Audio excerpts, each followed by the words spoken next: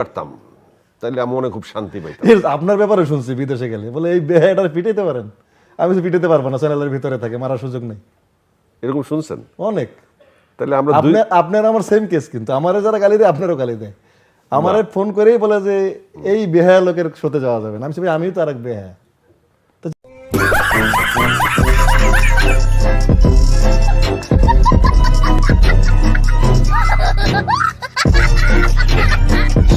একদম সেম লাইনে আছি, আপনার একটু ফলোয়ার বেশি, আমার একটু কম। এই যে না, আমার তো মনে হয় যে আপনার ফলোয়ার আমার চেয়ে বেশি। না না, কে বলছে?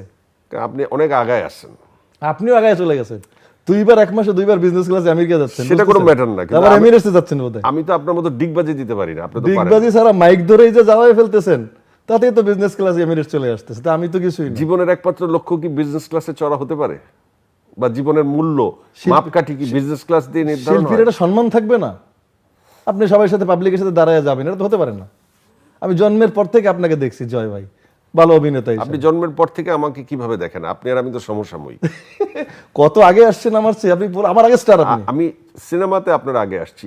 আচ্ছা, আপনি কি জানেন, মানে জানাতে চান যে এই কথাটা যে আপনার নামও জয়? হ্যাঁ, আমি তো আপনার কারণে নামটা চেঞ্জ করতে হয়েছে আমার। সেটা একটু বলেন, ঘটনাটা কি? আরে ভাই, আমার তো বাসায় নিকনেম জয়। অনেক যখন মডেলিং শুরু করলাম প্রচুর ফোন আসতেছে আপনার।